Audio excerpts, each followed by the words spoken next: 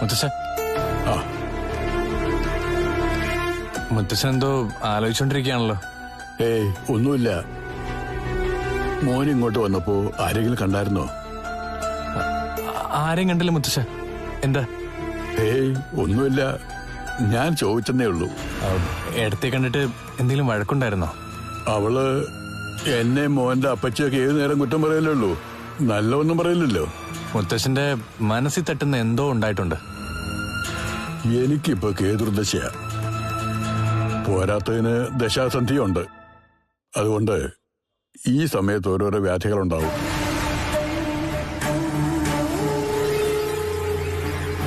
ഈ ദശാസന്ധി കടന്നു പോകുമെന്ന് പോലും എനിക്ക് സംശയമാണ്.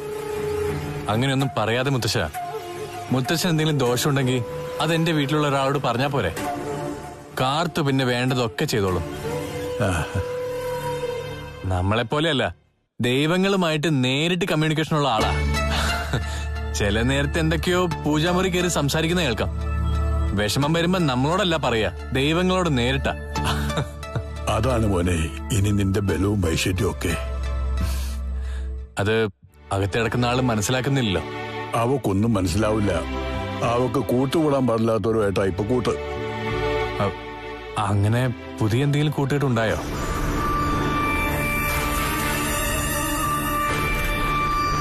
സ്വാമി സാറ് വിളിച്ച് ഈ വിവരം പറഞ്ഞപ്പോ ഞാൻ ശരിക്കും ഞെട്ടിപ്പോയി.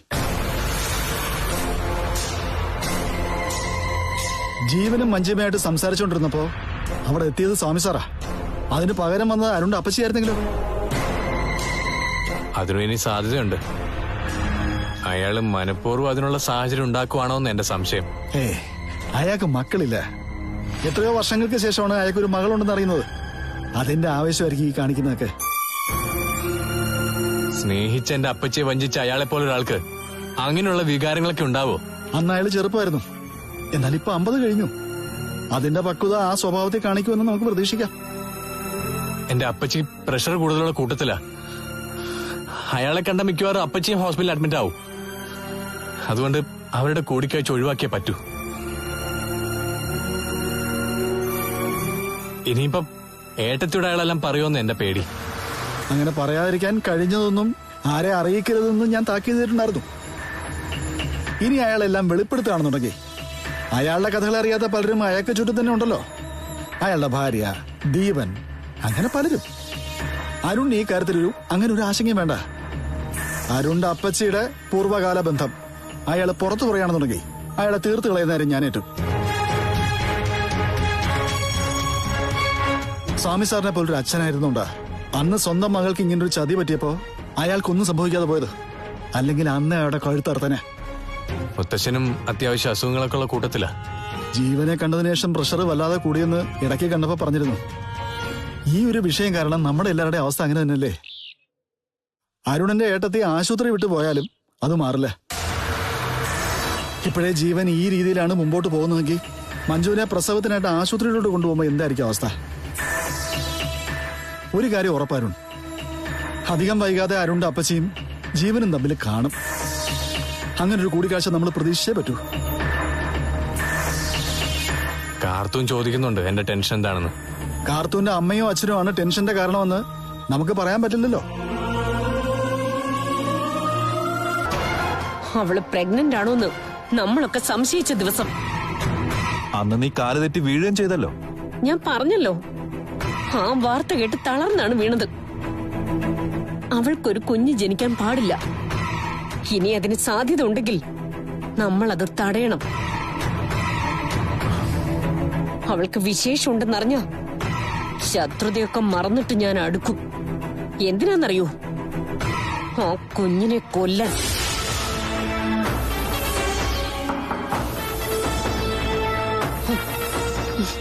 എന്റെ ശത്രുവാണോന്നറിയില്ല അമ്മ. നോക്കാൻ എന്തോട്ടാ?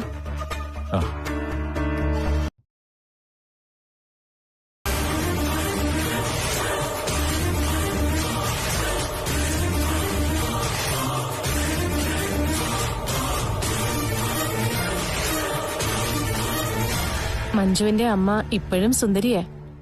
അപ്പോ ഡോക്ടർ ചെറുപ്പകാലത്ത് അവരെ ഇഷ്ടപ്പെട്ടതില് വലിയ അത്ഭുതമൊന്നുമില്ല. പുറമേയുള്ള സൗന്ദര്യത്തെക്കാളും നമ്മളെ ആകർഷിക്കും ദേവയുടെ സ്വഭാവം. അതാണ് എന്നെ സ്വാധീനിച്ചത്. പക്ഷേ ഞങ്ങളുടെ സ്നേഹം ദൈവത്തിന് പോലും അത്ര രസിച്ചില്ല എന്ന് തോന്നുന്നു. അതുകൊണ്ടാണ് വേർപിരിയാൻ ഒരുപാട് സംഭവങ്ങൾ ഉണ്ടായത്. അതേപ്പറ്റിയൊന്നും ഞാൻ ചോദിച്ചില്ല. പക്ഷേ ഡോക്ടർ ബെഞ്ചമിൻ പറഞ്ഞു ജീവൻ നിരപരാധിയാണെന്ന്. അങ്ങനെയാണെങ്കിൽ സ്വന്തം ഭാഗത്തെ ന്യായങ്ങൾ മറ്റുള്ളവരോട് പറഞ്ഞൂടെ? ഇപ്പോൾ അത് ആഗ്രഹിക്കുന്നുണ്ട്. പക്ഷേ കേൾക്കേണ്ടവര് അതിനുള്ള മനസ്സ് കാണിക്കുന്നില്ല. എന്റെ വാക്കുകൾ അവർ വിശ്വസിക്കാനും പോകുന്നില്ല. ഏതായാലും എന്റെ കുഞ്ഞിനെ വയറ്റിൽ വെച്ച് തന്നെ ദേവൻ നശിപ്പിച്ചില്ലല്ലോ. അതുകൊണ്ട് എനിക്കെന്റെ മോളെ കാണാൻ പറ്റി. അവളുടെ ഡോക്ടർ ആവാനും കഴിഞ്ഞു. അത് തന്നെ വലിയ നേട്ടമായി ഞാൻ കരുതുക. ഓഹോ, താൻ വീണ്ടും വന്നോ? ഞാൻ വന്നതല്ല, ഡോക്ടർ എന്നെ വരുത്തുക. എന്താ നിങ്ങൾ തമ്മിലുള്ള പ്രശ്നം? പ്രശ്നം എന്താണെന്ന് ഭർത്താവിനോട് തന്നെ ചോദിക്കാൻ പറഞ്ഞിരുന്നല്ലോ. ഭർത്താവ് ഭാര്യയോടൊന്നും പറയുന്നില്ലെങ്കിൽ പിന്നെ അന്യനായി ഞാൻ വേണോ പറയാൻ?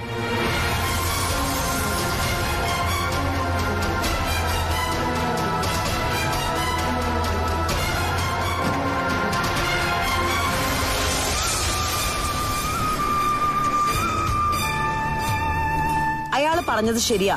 നിങ്ങളല്ല എന്നോട് പറയേണ്ടത്. ഞാൻ പറഞ്ഞല്ലോ, ദീപന്റെ കാര്യത്തിന് വേണ്ടിയാ അയാൾ വരുന്നത്. ദീപന് കൊടുക്കാനുള്ള സ്വത്ത് കൊടുക്കണമെന്ന്. അതിനു വേണ്ടിയിട്ടാ ഈ പറഞ്ഞ അരുണിനെയും അന്ന് വന്ന കണ്ണനെയൊക്കെ ദീപൻ പറഞ്ഞു വിടുന്നത്. അത് മാത്രമാണ് കാരണം എന്ന് ഞാൻ കരുതുന്നില്ല.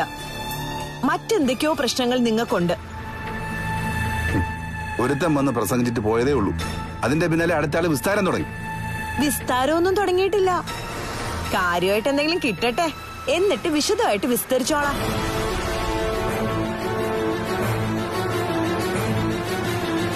എന്തായാലും ഞാൻ അറിയാതെ എവിടേക്കോ നിങ്ങൾ പോകുന്നുണ്ട്. നിങ്ങളുടെ പഴയകാല കാമുകിമാരുടെ അരികിലേക്ക്. അതുമായി ബന്ധപ്പെട്ടാണോ ഇവരൊക്കെ വരുന്നേന്നേ എനിക്ക് സംശയമുണ്ട്. ആണെങ്കിൽ നീ ബന്ധം അവസാനിപ്പിച്ചോ, നമുക്ക് പിരിയാം. അങ്ങനെ പിരിയുന്ന പ്രശ്നമില്ലെന്ന് ഞാൻ പറഞ്ഞല്ലോ. എവിടോട്ടാണെങ്കിലും നമ്മൾ ഒന്നിച്ചേ പോവൂ. അത് മുകളിലോട്ടാണെങ്കിലും. എനിക്കിപ്പോ ഒരു സംശയം, അവനാണോ മഞ്ജുവിന്റെ ഡോക്ടർ എന്ന്?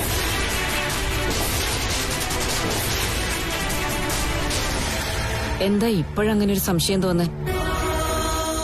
അവനെ അവിടെ വച്ച് കണ്ടതുകൊണ്ട് തന്നെ. അവനൊരു ഗൈനക്കോളജിസ്റ്റ് ആണല്ലോ, പേരെടുത്ത ഗൈനക്കോളജിസ്റ്റ്. എന്ന് കരുതി അയാൾ മഞ്ജുവിന്റെ ഡോക്ടർ ആകണമെന്നുണ്ടോ? എന്തായാലും അവൻ വരുന്ന ഹോസ്പിറ്റൽ ട്രീറ്റ്മെന്റ് വേണ്ടെന്ന് ഞാൻ മഞ്ജുവിനോട് പറഞ്ഞു. പക്ഷേ അമ്മയെ വേദനിപ്പിക്കാൻ ആഗ്രഹിക്കുന്ന മകള് അത് കേൾക്കോ? താൻ എന്തിനാ അതൊക്കെ പറയാൻ പോയത്? ഉടനെ മഞ്ജു അവിടുന്ന് ഡിസ്ചാർജ് ആവില്ലേ? പിന്നെ ഹോസ്പിറ്റൽ മാറ്റേണ്ട കാര്യമുണ്ടോ? ഡോക്ടർ അവനെ വിളിക്കുകയും കാണുകയും ചെയ്യുന്ന കൂട്ടത്തിലല്ലേ. അവനോടൊന്ന് പറയോ തിരിച്ച് അമേരിക്കയിലേക്ക് പോവാൻ? അത് ഞാൻ എങ്ങനെയാ ദേവേ പറയുന്നത്? അങ്ങനെ പറഞ്ഞാൽ തന്നെ അയാൾ കേൾക്കണമെന്നുണ്ടോ? പിന്നെ താൻ ഭയക്കുന്നത് പോലെ ഒന്നും സംഭവിക്കില്ല. കാരണം ഭർത്താവിനെ വരിഞ്ഞു മുറുക്കിയിരിക്കുന്ന ഒരു സംശയരോഗി അയാളുടെ ഭാര്യ. അവരെ മറികടന്ന് ജീവൻ തന്റെ അരികിലേക്കൊന്നും വരില്ല. എന്റെ മക്കളുടെ മുഖം ഓർക്കുമ്പോ എനിക്ക് ഭയം ഡോക്ടർ. അവരാണെങ്കിൽ തന്നെ എന്നെ മാറ്റി നിർത്തിയിരിക്കുക കാർത്തൂനെ സ്നേഹിക്കുന്നതിന്റെ പേരിൽ. താനിപ്പോ അമ്മ മാത്രമല്ല, മുത്തശ്ശിയാകാൻ പോകുക. ഇനി കഴിഞ്ഞു പോയൊരു സംഭവത്തിന്റെ പേരിൽ ഇത്രയും ഇമോഷണൽ ആവണോ? ജീവന്റെ നാടിതാ. അതുകൊണ്ട് അയാളെ വല്ലപ്പോഴുമൊക്കെ എവിടെയെങ്കിലുമൊക്കെ വെച്ച് കണ്ടെന്നു വരും. പ്രത്യേകിച്ചൊരു ഡോക്ടർ ആയതുകൊണ്ട് ഹോസ്പിറ്റലിൽ വെച്ച്. അവൻ ആ ഹോസ്പിറ്റലിലെ ഡോക്ടർ ആയിരിക്കോ? അതിനുള്ള സാധ്യതയില്ല. ജീവനോടെ വർക്ക് ചെയ്യുന്നതായിട്ട് എനിക്കൊരു അറിവുമില്ല. ഏതെങ്കിലും ഒരു ഡോക്ടറെ കാണാൻ വന്നതായിരിക്കും. എന്തായാലും ശരി, ഡോക്ടർ അവനെ കാണുകയാണെങ്കിൽ വ്യക്തമായിട്ട് പറയണം എന്റെ കൺമുന്നിലേക്ക് വരരുതെന്ന്. വർഷങ്ങൾക്ക് ശേഷം എന്റെ ഉറക്കം കെടുത്താനായിട്ട് വന്നിരിക്കുക അവൻ. താൻ ടെൻഷൻ അടിക്കാതെ, ജീവനെ കാണുമ്പോ ഞാൻ സംസാരിച്ചോളാം. മഞ്ജു ഡിസ്ചാർജ് ആയല്ലോ മോളെ. ഓണം കൊണ്ട പോലെ നമുക്ക് ദീപാവലിയോടൊന്നും ഇവിടുന്ന് കൂടാം. അച്ഛൻ കാർത്തൂനെ വിളിച്ചിരുന്നോ? ആദ്യം മോള് വിളിക്കേ, അത് കഴിഞ്ഞ് ഞാൻ വിളിക്കാം. ഇതുപോലെ എന്തെങ്കിലും കാരണം ഉണ്ടാകുമ്പോഴേ കാർത്തൂനെ വിളിക്കാൻ പറ്റൂ. അല്ലാതെ വിളിച്ചു നിർത്തിയാൽ എല്ലാവർക്കും സംശയമായിരിക്കും. ആ ശരിയാ. എന്തായാലും ഇടയ്ക്കെങ്കിലും ഇതുപോലെ കാർത്തുമായിട്ട് താമസിക്കാൻ കഴിഞ്ഞില്ലെങ്കിൽ ഒരു ശ്വാസം മുട്ടല. ദീപാവലിക്ക് മൊത്തത്തിലൊരു വെളിച്ചമല്ലേ. അന്ന് രാത്രിയും പകലാകുന്ന ദിവസം ആ ദിവസം മോളുടെ വെളിച്ചം കൂടി ഇവിടെ ഉണ്ടാവട്ടെ. ആ ദിവസം മോളുടെ വെളിച്ചം കൂടി അവിടെ ഉണ്ടാവട്ടെ അച്ഛാ. മഞ്ജു വരാനുള്ള സാധ്യതയില്ല. മാളുവിനെ ഒന്ന് നിർബന്ധിച്ചു നോക്ക്. ഓ, അവളും വരില്ല അച്ഛാ. എങ്കിലും വിളിക്കണം, അല്ലെങ്കിൽ പിന്നെ അതൊരു പരാതിയാവും. ഞാൻ അവളോട് പറയാച്ചാ. എന്തായാലും ഇത്തവണത്തെ ദീപാവലി കാർത്തൂനോടൊപ്പം അവിടെ തന്നെ. അതിനി മാറ്റമൊന്നും വരില്ല. മത്താപ്പു ശക്തമായി പൊട്ടിത്തെറിക്കാൻ അതിനകത്ത് വെടിമരുന്ന് നിറച്ചു തരാം. അതിന് പറ്റിയൊരാളുണ്ട്. അന്ന് പാമ്പിൻ വിഷം കുത്തിവെച്ചതുപോലെ ആവോ? ഒരിക്കലുമില്ല. നീ എന്നെ കാണാൻ വന്നെന്ന് ആരോടും പറയരുത്. ഇപ്പൊ അമ്മയും അച്ഛനൊക്കെ വിചാരിക്കുന്നത് നീ ഇപ്പൊ ഇങ്ങോട്ട് വന്നെന്നായിരിക്കും. അതുകൊണ്ട് തിരിച്ച് വീട്ടിലേക്ക് ചെല്ലുമ്പോ നെറ്റിയിൽ ചന്ദനക്കുറിയും കയ്യിൽ പ്രസാദമൊക്കെ ആയിട്ട് വേണം കേറി ചെല്ലാൻ. അമ്പലത്തിൽ പോയെന്നേ പറയാവൂ. അവിടെ പോയി തൊഴുതപ്പോ നിനക്കൊരു വെളിപാടുണ്ടായി. അതുകൊണ്ടാണ് മുത്തശ്ശന്റെ വീട്ടിലേക്ക് വരണമെന്ന് തോന്നിയത്. അങ്ങനെ വേണം പറയാൻ. പെട്ടെന്ന് ഞാൻ അങ്ങനെ പറഞ്ഞ അവര് വിശ്വസിക്കില്ല. വിശ്വസിക്കുന്ന രീതിയിൽ പറയണം. എന്നെ വേണമെങ്കിൽ നീ തള്ളി പറഞ്ഞു. എന്റെ വാക്കും കേട്ടുകൊണ്ട് നടന്ന അമ്മയെ അച്ഛനെയും മുത്തശ്ശനെയും ഒക്കെ നഷ്ടപ്പെടുമെന്ന് നിനക്ക് ഭയമുള്ളതായി തോന്നിയെന്ന് പറയണം. അങ്ങനെയൊക്കെ പറഞ്ഞു കഴിയുമ്പോ അവരത് വിശ്വസിച്ചോളും. ഞാൻ ചെല്ലുമെന്നറിഞ്ഞ അരുണേട്ടൻ കാർത്തുമായിട്ട് അവിടേക്ക് വരുമോ? ഉറപ്പായിട്ടും വരും. അല്ലെങ്കിൽ മുത്തശ്ശനും അമ്മയും കൂടി അവളെ അവിടെ വരുത്തും.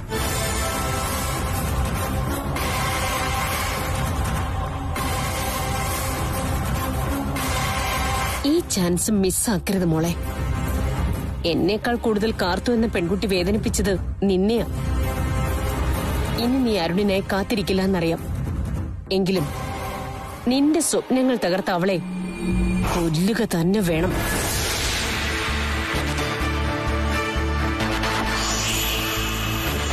അതിനുശേഷമുള്ള കാര്യങ്ങൾ ആലോചിക്കുമ്പോഴാ.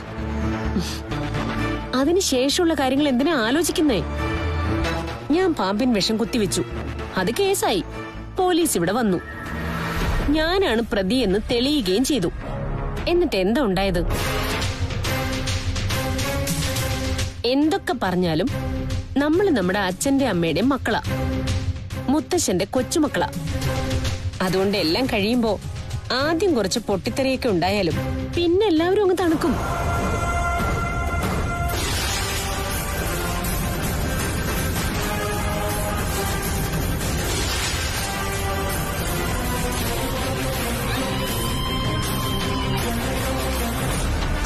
ഞാന് മോൾക്ക് വിശേഷമുള്ളതുകൊണ്ട് സഹായിക്കാൻ വന്നതാ.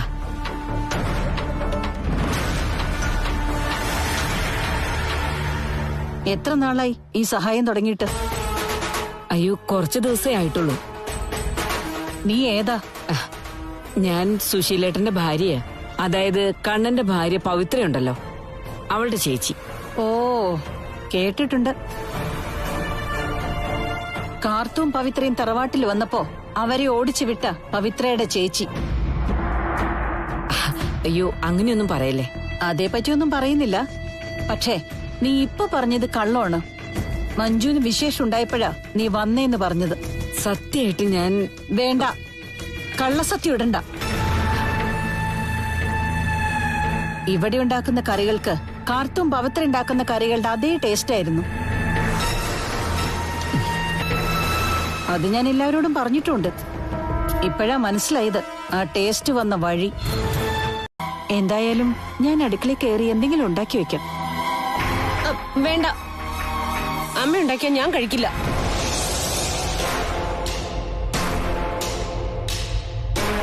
അതെന്താ കഴിക്കാത്തത്? അതെനിക്ക് ഇഷ്ടമല്ലാത്തതുകൊണ്ട്. പിന്നെ ആരുണ്ടാക്കുന്നതാ ഇഷ്ടം? ഞാൻ ഉണ്ടാക്കുന്ന തന്നെ. നീ ഉണ്ടാക്കുന്നത് നിനക്കിഷ്ടമാണോ? പിന്നെ ഞാൻ ഉണ്ടാക്കുന്നത് ഞാൻ അങ്ങ് കളയുവാണോ? നീ ഉണ്ടാക്കിയ കളയും. പവിത്രയുടെ ചേച്ചി പത്മിനി ഉണ്ടാക്കിയ കഴിക്കും.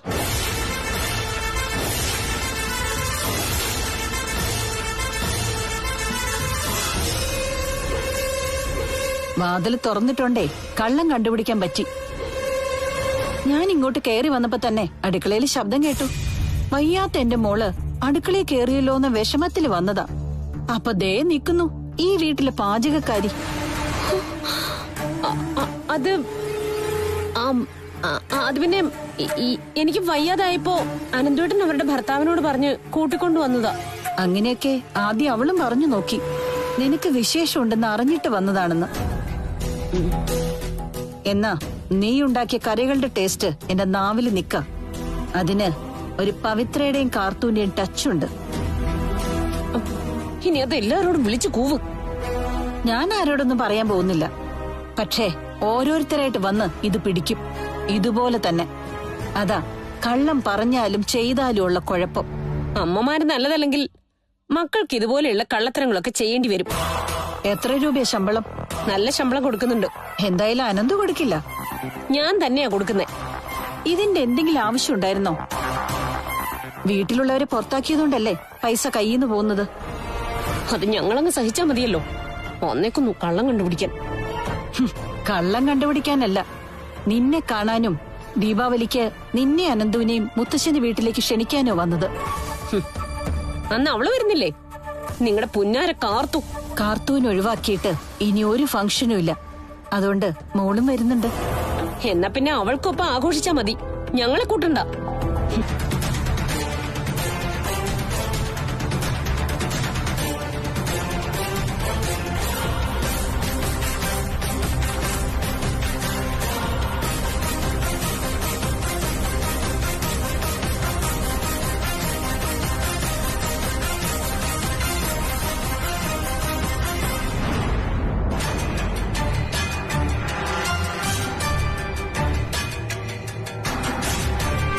ഇനി പുറത്തോട്ട് പോയിട്ട് കാര്യമില്ല. വന്നയാള് പോയി. ആര്? അവൻ തന്നെ. ദീപനെ എങ്ങനെ ഇവൻ കണ്ടോ? ഓ, ഒന്നും അറിയാത്ത പോലെ. ഞാൻ പുറത്തിറങ്ങി നോക്കുമ്പോ നിങ്ങളുടെ മുറിയിലേക്ക് ടോർച്ച് അടിച്ചോണ്ട് നിൽക്കുമായിരുന്നു മാമന്റെ ആത്മാർത്ഥ സുഹൃത്ത് വിശ്വൻ. അയാളോട് ഇവിടെ വരാൻ പറഞ്ഞിട്ട് പിന്നെ എന്തിനാ ഞെട്ടുന്നേ? നീ വായി വരുന്നൊന്നും വിളിച്ചു പറയരുത്. ഞാനൊന്നും ഉണ്ടാക്കി പറഞ്ഞിട്ടില്ല. അയാള് പറഞ്ഞതാണ് പറഞ്ഞത്. ആ കാലിൽ എന്താ പറഞ്ഞത്? നിങ്ങളും അയാളും തമ്മില് പ്രേമത്തിലാണെന്ന്. ഇവിടെ മനുഷ്യന് ജീവിക്കാൻ ഒരു മാർഗമില്ല. ആ സമയത്താ കിളവന്റെയും കിളവിയുടെ ഒരു പ്രേമം. പ്രേമിച്ച് നടക്കുന്നതേ നിന്റെ കെട്ടിയോളാടാ. ഞാൻ അങ്ങനെ സംശയിച്ചിരുന്നു അവളെ. അതിനെ എനിക്കിപ്പോ നല്ല കുറ്റബോധമുണ്ട്. അവള് നിരപരാധിയാ. അമ്മ ചെയ്യുന്ന തെറ്റിന്റെ ഫലം അനുഭവിക്കുന്നത് മോളായിരുന്നു എന്ന് വേണം പറയാൻ. നീ എന്തൊക്കെയാടാ ഉണ്ണി പറയുന്നേ? മാമന് നേരത്തെ സംശയം ഉണ്ടായിരുന്നു വിശ്വനെ. എന്നോട് തന്നെ മാമൻ അതിനെപ്പറ്റി പറഞ്ഞിട്ടുണ്ട്. അല്ലെങ്കിൽ പിന്നെ എന്തിനാ പരോളിലിറങ്ങിയ ആള് വിശ്വന്റെ തലയടിച്ച് പൊട്ടിച്ചത്? ഇപ്പൊ മോനോട് പറഞ്ഞില്ലേ എന്നോട് അയാൾക്ക് പ്രേമമാണെന്ന്? അതുപോലെ അയാള് തന്നെ കള്ളത്തരങ്ങൾ പറഞ്ഞ് നടക്കുക. ഇനി മാമി കൂടുതലൊന്നും സംസാരിക്കണ്ട. മാമിയെ കാണാൻ തന്നെ അയാൾ ഇങ്ങോട്ട് വന്നത്. തോന്നിയാസം പറയുന്നോടാ. അങ്ങനെ പറയാതിരിക്കണമെങ്കിലേ നാണം കെട്ട പണിക്കൊന്നും ഇറങ്ങി തിരിക്കരുത്. നാളെ മുത്തശ്ശാവാൻ പോകുന്നവരാ ഒരു മുതുക്കനെ പ്രേമിക്കുന്നത്. ഇതിലും നല്ലത് നിങ്ങൾ പോയി ചാവുന്നതാ. കൊല്ലാൻ പറ്റില്ലല്ലോ. കൊന്നാ ഞാൻ വീണ്ടും ജയിലിൽ പോയില്ലേ? അതുകൊണ്ടാ ചെയ്യാത്തത്. മിക്കവാറും മാമനത് ചെയ്തോളൂ. നിന്റെ സംശയം ഞാൻ മാറ്റിത്തരാടാ. ഇത്രയും നാള് മോൾക്കൊപ്പം നിന്നു. ഇപ്പൊ അവള് ചെയ്യുന്ന ഓരോ പ്രവൃത്തി എന്നെ തിരിഞ്ഞു കൊത്തുക. മാളു ഇത്തവണ ദീപാവലിക്ക് വരുന്നുണ്ട്. ആ അറിഞ്ഞോ? അപ്പച്ചി വിളിച്ചപ്പോ പറഞ്ഞായിരുന്നു. അതുകൊണ്ട് താൻ ഒരുപാട് സൂക്ഷിക്കണം. ചേച്ചിയും അനിയത്തിയും കൂടി ഇനി എന്തെങ്കിലും പ്ലാൻ ഇട്ടിട്ടുണ്ടോ ഒന്നും അറിയില്ല. ചിലപ്പോ മാളുവിന് ചെറിയ മാറ്റം ഉണ്ടായി കാണും. അവളൊന്നും അങ്ങനെ മാറില്ല കാർത്തു. മനുഷ്യന്മാര് ചിന്തിക്കുന്ന പോലെ ചിന്തിക്കത്തുമില്ല. നമ്മളെ സൂക്ഷിച്ചേ പറ്റൂ. അവളായിട്ട് കൂടുതൽ അടുപ്പമൊന്നും കാണിക്കണ്ട. എന്നോട് മാളും മിക്കവാറും ഒന്നും മിണ്ടില്ല. എങ്കി അങ്ങോട്ട് കയറി ചെന്ന് താനും മിണ്ടണ്ട. മാളുവിനേക്കാളും മൂത്തതല്ലേ ഞാൻ. അപ്പോ ഞാനല്ലേ എന്തെങ്കിലും തെറ്റ് കണ്ടാ ക്ഷമിക്കേണ്ടത്. താൻ ക്ഷമിച്ചെന്ന് കരുതി അത് ഉൾക്കൊള്ളാനുള്ള സാമാന്യ മര്യാദയും ബോധമൊന്നും അവർക്കില്ല. ഏട്ടത്തെ എടുത്തുനിന്ന് പോയ ശേഷമാ മാളു ദീപാവലിക്ക് വരാൻ താല്പര്യം കാണിച്ചത്. ഇനി അവിടെ എന്തെങ്കിലും ബ്രെയിൻ വാഷ് നടന്നോന്നും പറയാൻ പറ്റില്ല. എല്ലാവരും ഒന്നിച്ച് അവിടെ വന്നിരുന്നെങ്കിലേ കമ്പിത്തിരിയും മദ്ദപ്പും ഒക്കെ ആയിട്ട് മൊത്തത്തിലൊരു രസമായേനെ. എല്ലാ മക്കൾക്കും അമ്മമാരുണ്ടാക്കുന്ന ആഹാരം പ്രിയപ്പെട്ടതാ. അത് അവരുടെ മരണം വരെ അങ്ങനെ ആയിരിക്കുകയും ചെയ്യും. കുഞ്ഞുനാൾ മുതൽ അവര് കഴിച്ച ഭക്ഷണത്തിന്റെ രുചി അങ്ങനൊന്നും നാവിന്ന് പോവില്ല. ഇവിടെ പക്ഷേ മൂക്ക് 10-21 വയസ്സായതിനു ശേഷം അമ്മയുണ്ടാകുന്ന ഭക്ഷണം കഴിക്കാനുള്ള ഭാഗ്യം ഉണ്ടായത്. ഞാനുണ്ടാക്കുന്നതൊക്കെ താല്പര്യത്തോടെ കഴിക്കുന്നുണ്ട്, കൊള്ളാന്നൊക്കെ പറയുന്നുണ്ട്.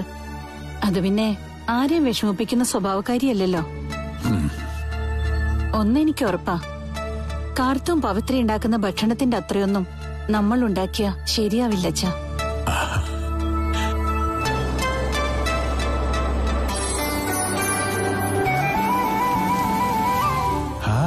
അവരെത്തി.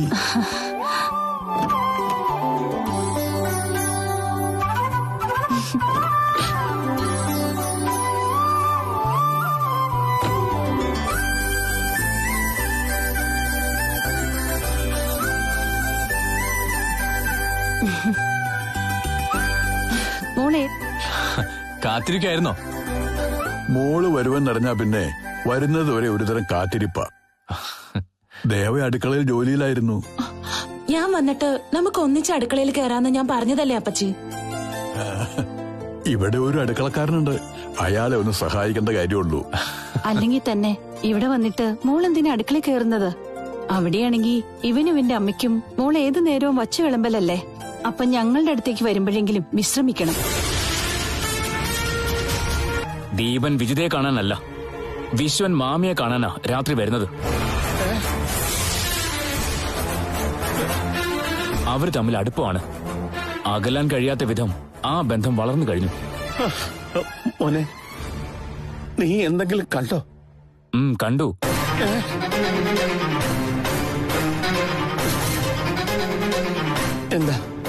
എന്താടാ നീ കണ്ടത്? രാത്രിയിൽ ടോർച്ച് അടിക്കാൻ വരുന്ന ആളെ. കഴിഞ്ഞ രാത്രിയിലെ എന്റെ ജനലിൽ വെളിച്ചം വീണു. ഞാൻ പുറത്തുനിന്ന് നോക്കിയപ്പോ കുത്തിയിരുന്നു മാമിയുടെ ജനലിൽ ടോർച്ച് അടിക്കുക ആ വിശ്വൻ. അപ്പൊ ആ കാലന്റെ തലമണ്ട അടിച്ച് പൊട്ടിച്ചതിൽ തെറ്റൊന്നുമില്ലല്ലേ? മാമനാണോ ഇത് ചെയ്തതെന്ന് എനിക്ക് സംശയം ഉണ്ടായിരുന്നു. സംശയിക്കണ്ട, കൊല്ലാൻ വേണ്ടി തന്നെ അടിച്ചതാ. പക്ഷെ ആ മുട്ടാളൻ ചത്തില്ല. വലിയ നാണക്കേടാ ഇതൊക്കെ. ആനയ്ക്ക് മതം ഇളകിയ ചങ്ങലിക്കടാ, മാമിക്കോ? അവളെ ചങ്ങലക്കൊന്നും ഇടണ്ട മോനെ. അവളെ ഒന്ന് കൊന്നു തരാൻ പറ്റുമോ നിനക്ക്? ഇടയ്ക്കിടയ്ക്ക് അവള് പുഴക്കരെ തുണിയിലക്കാൻ പോകുമല്ലോ, പിന്നിച്ചെന്ന് നിന്നൊന്ന് പിടിച്ച് തള്ളിയാ മതി. നീന്തലൊന്നും അറിയത്തില്ല അവൾക്ക്. വെള്ളം കുടിച്ച അവള് ചത്ത് പൊങ്ങിക്കോളും. ഇനി ഒരു കൊലപാതകം ചെയ്ത് ഇങ്ങോട്ട് വരാൻ എനിക്ക് താല്പര്യമില്ല. മാമൻ എന്തായാലും പരോള് കിട്ടുമല്ലോ, അപ്പോഴങ്ങനെ ചെയ്യൂ. എനിക്കിപ്പോ അതിനുള്ള ആരോഗ്യമൊന്നും ഇല്ലടാ മോനെ. ഞാൻ തള്ളാൻ ചെന്നാൽ അവൾ എന്നെ കൈക്ക് പിടിച്ച് ചുരുട്ടി പുഴയിലേക്ക് എറിയും.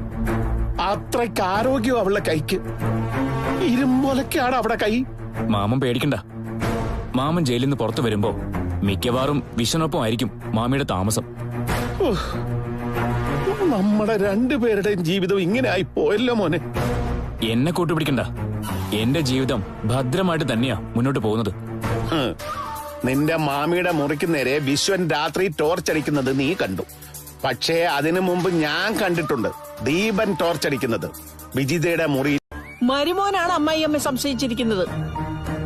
മരുമോന് മാത്രമല്ല, ഇപ്പൊ എനിക്കുണ്ട് സംശയം. അങ്ങേരുടെ കടം വീട്ടാൻ കഴിയാതെ വന്നപ്പോ അങ്ങേരെ പിണക്കണ്ടാന്ന് കരുതി അമ്മ. നിർത്തണേ. അതിന് നിന്റെ സ്വഭാവം അല്ല എന്റെ സ്വഭാവം. ആയിക്കോട്ടെ, ഏതായാലും ഉണ്ണിയേട്ടൻ കണ്ടത് ഞാൻ എന്തായാലും തിരുത്താൻ പോകുന്നില്ല. വിശ്വം പറഞ്ഞിരിക്കുന്നതേ നിങ്ങൾ തമ്മിൽ പ്രേമമാണെന്നാ.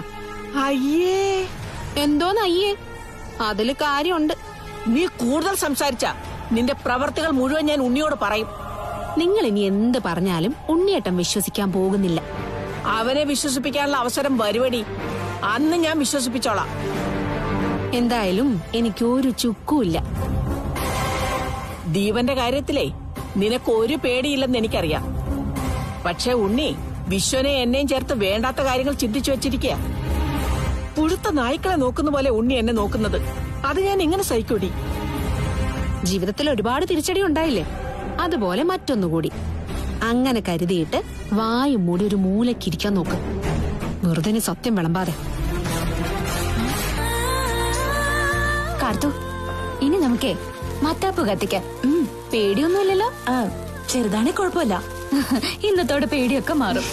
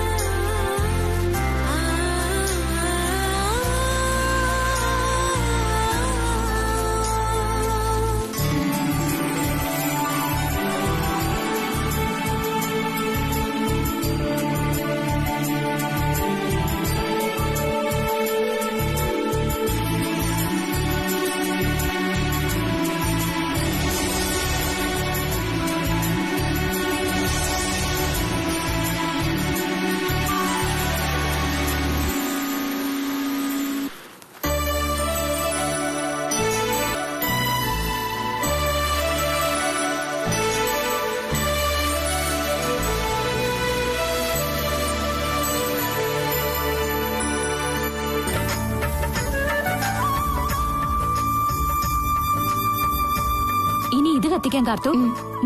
ആ മതി മതി, ഇനി മത്താപ്പ് കത്തിക്കണ്ട. ഒരു രസമല്ലേ അരുണേട്ടാ? എന്തിനാ മതിയാക്കുന്നത്? എത്ര നാളുകൂടി ഇവിടെ ദീപാവലി ആഘോഷിക്കുന്ന? എന്നാ പിന്നെ രണ്ടാളും അപ്പച്ചി എടുത്ത് പോയിട്ട് കമ്പിച്ചിട്ട് കത്തിക്കേ. മാളോ, താൻ ജീവിക്കാൻ സമ്മതിക്കല്ല അല്ലേ? ഞാൻ നിന്നെ എന്ത് ചെയ്തു? ഒന്നും ചെയ്തില്ലേ? പിന്നെ ഇപ്പൊ ചെയ്തോണ്ടിരിക്കുന്ന എന്തൊക്കെയാ? മരുമോൻ എന്നെ പിടിച്ചപ്പോ ഞാൻ എന്റെ മനസ്സിലുള്ളതൊക്കെ പറഞ്ഞു.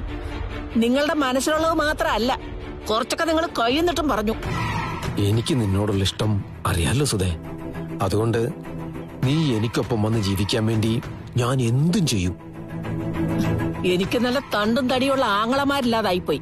അല്ലെങ്കിൽ അവര് നിങ്ങളെ തല്ലി ചതച്ചേനെ. നിനക്ക് ആങ്ങളമാരില്ലെന്ന് അറിഞ്ഞോണ്ടല്ലേ ഞാൻ ഇത്രയും സ്വാതന്ത്ര്യത്തോടെ നിന്നോട് അടുത്ത് ഇടപഴകുന്നത്. ഞാൻ ഇത്തിരി പൈസ കടം വാങ്ങിച്ചത് ഇതുപോലൊരു തലവേദനയാകുമെന്ന് കരുതിയില്ല. ഇപ്പൊ എന്റെ മോള് ചെയ്യുന്ന തെറ്റുകൂടി എന്റെ തലയിലായി. എടീ, ആരും പൈസയൊന്നും വെറുതെ തരത്തില്ല. നമ്മൾ പണം ചെലവാക്കുന്നെങ്കിൽ അതിന് തിരിച്ചെന്തെങ്കിലും നേട്ടം ഉണ്ടാകണം. എന്റെ വീട്ടിൽ എനിക്ക് വെച്ച് വിളമ്പി തരാൻ ആരുമില്ല. ആ കുറവ് നീ നികത്തണമെന്ന് എനിക്ക് ആഗ്രഹമുണ്ട്. താൻ കാരണേ ഒരു ദിവസം ഞാൻ ഈ പുഴ ചാടുവണം. അങ്ങനെയെങ്കില് അതിനുശേഷമേ മറ്റൊരു പെണ്ണിനെ ഞാൻ നോക്കൂ, മറ്റൊരു കല്യാണത്തെ പറ്റി ചിന്തിക്കൂ. ഈ പ്രായത്തിൽ ഇനി പെണ്ണ് കെട്ടാതെ തനിക്ക് പോയി ചത്തൂടെ? ഞാൻ ചാകുന്നെങ്കി നീയും കൂടെ കാണും. ഇനി മരണത്തിലായാലും ജീവിതത്തിലായാലും നീ ഒപ്പം വേണമെന്നാ എന്റെ ആഗ്രഹം. ഈ രീതിയിലാ പോക്കെങ്കിലേ മിക്കവാറും എന്റെ കൈകൊണ്ടായിരിക്കും തന്റെ മരണം. ആയിക്കോട്ടെ, ഞാൻ മരിക്കാത്തിടത്തോളം കാലം ഇനി രാത്രി കാലങ്ങളിൽ നിന്റെ ജനലിൽ വെളിച്ചം വീഴും. അതിന് തർക്കമൊന്നും വേണ്ട. മരുമോനും മോളും നിന്നെ ആ വീട്ടിൽ നിന്ന് ഇറക്കി വിടണം. അതിനുവേണ്ടിയാ ഞാനിതൊക്കെ ചെയ്യുന്നത്. മിക്കവാറും ഉടനെ തന്നെ അതൊക്കെ നടക്കും. അതുകൊണ്ട് ഇനി ഈ ഇരട്ടത്തെ വരവ് പ്രതീക്ഷിക്കാം.